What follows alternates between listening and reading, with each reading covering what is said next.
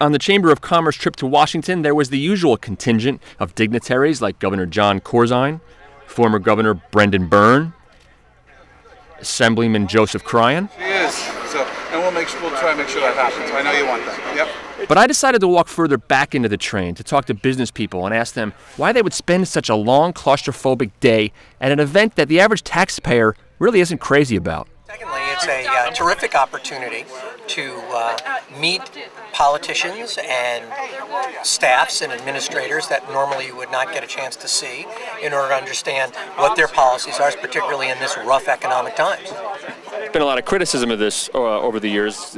Common Cause, for example, says that it's an example of what's wrong with New Jersey politics, that the average Joe can't afford to come on here and rub elbows with legislators. What's your response to that? My response to that is that the Common Cause should come on the trip, and they should rub elbows as hard as everyone else rubs elbows. There's absolutely nothing that precludes them from coming on the trip.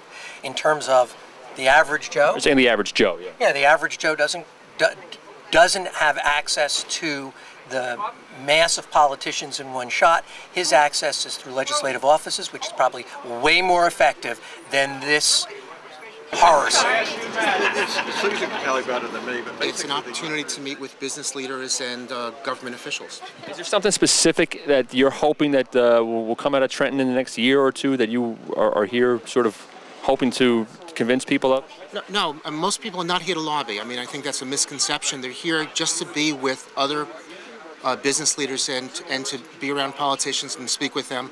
But I didn't come down with an agenda, and I doubt that many people that are on this trip did come down with an agenda. But that does help lobbying, right? I mean, when people know your face and they get a phone call and an email, 3 months from now, they say, remember the person they met on that train? I would be willing to bet that anyone that I'm meeting for the first time today and spend 5 minutes with is not going to know who I am tomorrow. What's the point of all this? It's just to be here and to chat and to meet with people. It doesn't mean they're going to know who you are tomorrow or the next day. But you might be able to pick up a phone and say hello and say that you were on the train. But not necessarily that they're going to remember who you are or what you said or who you're with.